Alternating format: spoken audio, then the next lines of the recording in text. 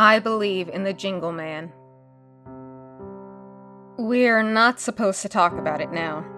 Can't take the chance, Grandma says. Plus, I don't know how some people are gonna react. Some people really lose their shit. All I know for sure is, I can't tell everything here. Someone might figure out who I am and come after me.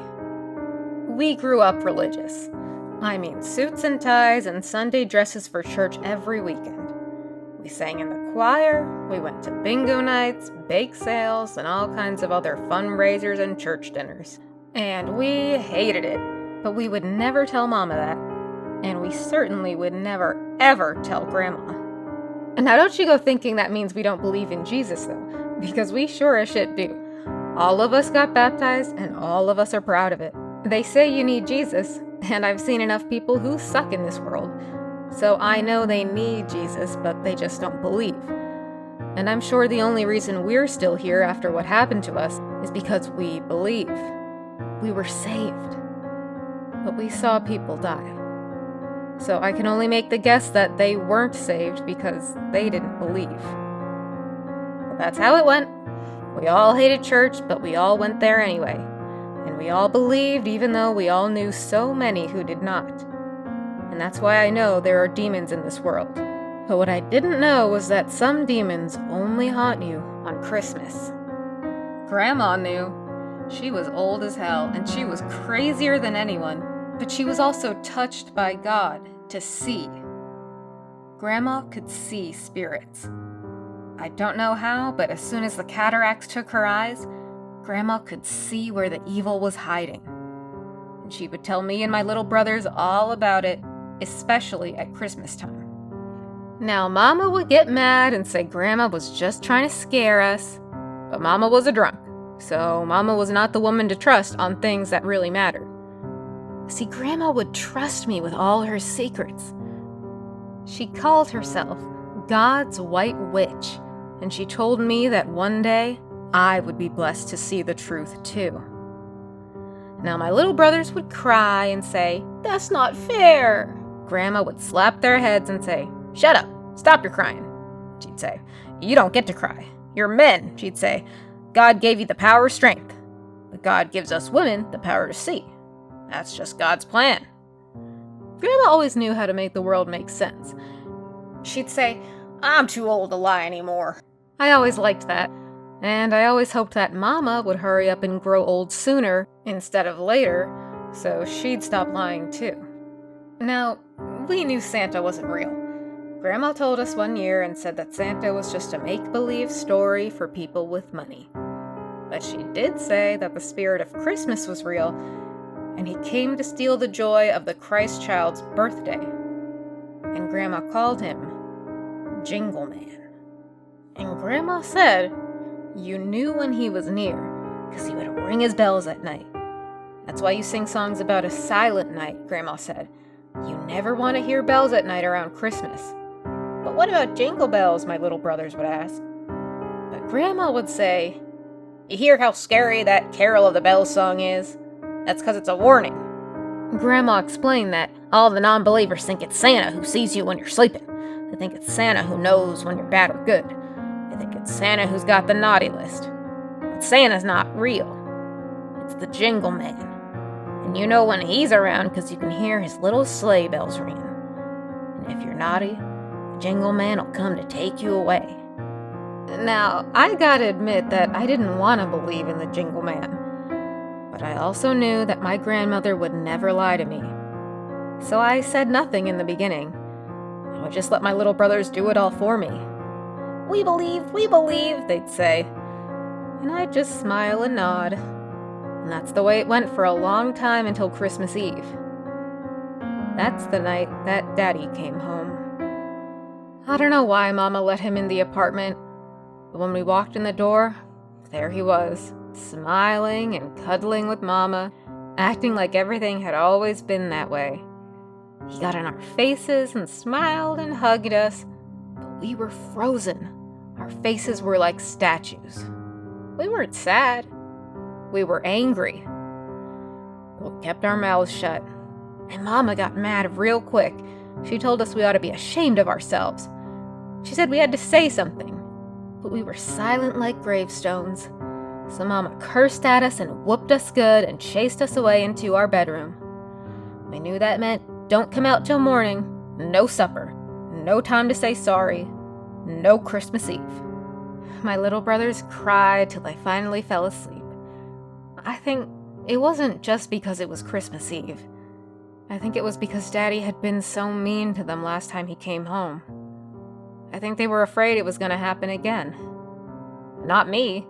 I just wish we had a cell phone to call Grandma. Grandma would know what to do. She would see what needed to happen next. I thought about when we had talked about Daddy before. Whatever you do, she said, do not call the cops. Grandma didn't like policemen. I didn't really care what we did so long as Daddy went away again. So I laid there in bed, ignoring the noises. I fell asleep eventually.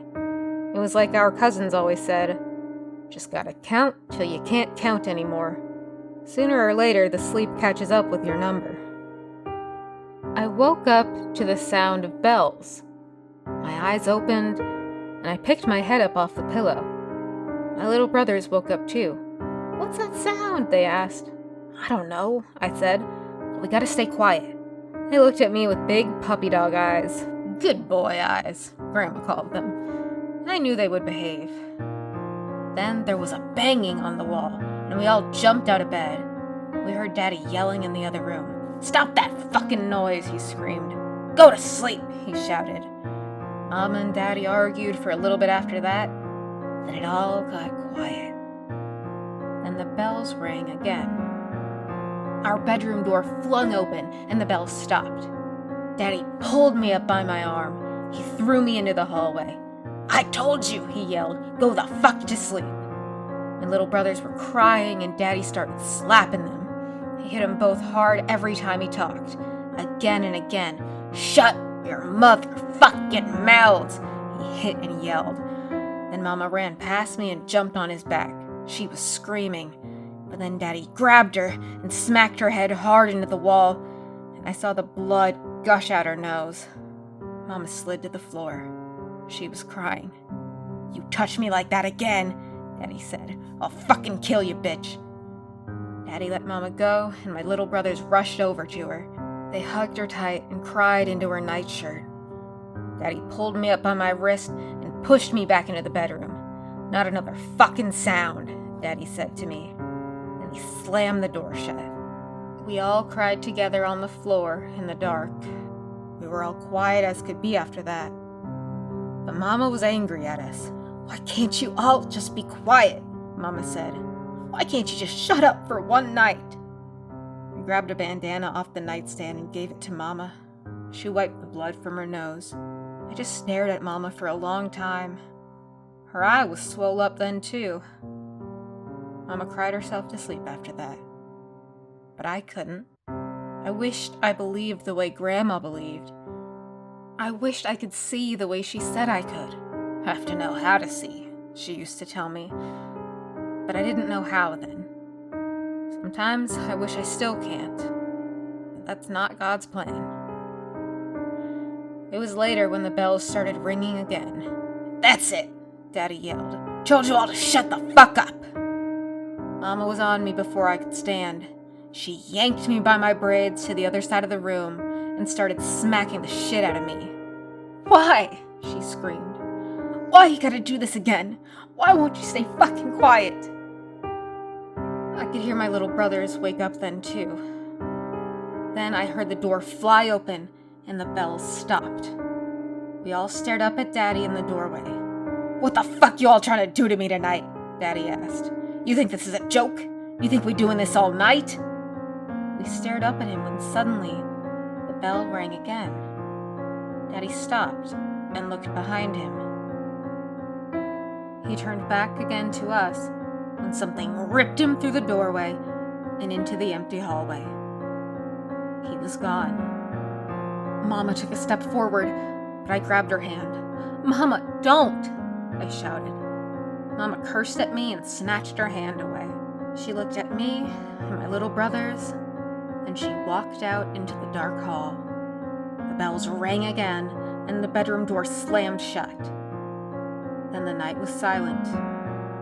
No more bells. Mama was gone now, too. After a long time, I decided I had enough waiting. I opened the door, but my little brothers grabbed my shirt and pulled on me. "No, no," they yelled at me. "Stop it," I yelled back. "I gotta go see if Mama's all right." "No, no," they begged. "Take us with you." "Okay," I yelled at them, and they got quiet. "But if I tell you to run, you better believe me and run." They looked at me with those big puppy dog eyes and nodded. We started down the hallway. It was dark. Then I heard a choking sound. It was almost like a cough. I thought of my cousins again. I used both my hands to guide my little brothers' heads to follow close behind me as we walked further. We came around the corner to the TV room and froze like solid ice. I wanted to scream, but the sounds were trapped in my throat. Standing naked in front of us were Mama and Daddy. They were both covered in blood. Their eyes were barely open, but their mouths were wide and slack-jawed, and both their heads were bent backwards. If I hadn't seen that they were breathing, I would have thought they were dead. Their bloody hands looked the most alive. Clenching tight in their fists were ropes and sheets of each other's ripped-up skin. It looked like they had gotten stuck tearing each other open. The bloody skin was stretched out tight like it was holding them both up from falling. Mama choked again, and blood spilled out of her mouth. I wanted Grandma to come save us now. I wanted her to see what was happening. Then, for the first time, I could really see. I could see why Mama and Daddy were still standing. In the dark, I saw the hidden giant that stood between them. I could finally see its claws were dug in deep under both their armpits. And that's when the Jingle Man could see that I could see him. He let Mama and Daddy go, and they both fell to the floor with a plop. I started breathing heavy. That scream was still trapped in me. The giant stepped closer, his bald head scraping the ceiling when he moved. And with every little step, I could hear the bells jingle. He came closer, and I could see him better now. He was a giant, muddy skeleton thing, but his great skull had no eyes. Just like Grandma could see the spirits with her cataracts, I knew that the Jingle Man could see us without any eyes. He opened his long, bony arms, and I could see the tiny sleigh bells wrapped up and down him like decorations. Grandma was right. The spirit of Christmas was real, and he had come to take Mama and Daddy away. Then we heard his bells ringing. "Run!" I finally screamed, and we turned and ran as fast as we could down the hallway. I pushed my little brothers back into our bedroom and slammed the door. My little brothers cried, "What? What was it? What did you see?" But I pushed them to the window. I yanked and pulled at the thing, but it wouldn't move. "We need to get out. Now. Right now," I screamed as I pulled the window open a crack, and my little brothers picked up their toys and smashed the window apart. The glass shattered everywhere, and the cold wind blew inside. I grabbed a blanket and laid it over the sill. "Go, boys, right now, outside," I said. My little brothers wouldn't move. "It's cold out there," they whined. But I wasn't having it. I said, "Move," I yelled, and we all climbed out the window and onto the icy fire escape. We climbed down and ran out onto the snowy streets. I grabbed them both up and ran as fast as I could. It was cold and the snow made it hard to see, but we made our way to the church. We beat on those doors till they finally opened. The pastor let us in, and we knew we could only tell Grandma what had happened. We knew no one else would believe us. We cuddled up together in the parlor under the community Christmas tree. We never said a word when the police showed up. We never said a word when the child service people showed up, too. We only spoke when the pastor wheeled in Grandma. We ran over to her and hugged her and shouted at her like barking dogs. We told her Mama and Daddy were dead. She told us to be quiet now. So we listened, and the police let us go home with her that Christmas Eve. Grandma looked at me with those cataract eyes when the church bus took us home. She smiled, even though she was crying. I said I was sorry that Mama was gone. Grandma shook her head. "You know how to see," she said softly. "That's why you're here." I believed her. I believed harder than I ever had before.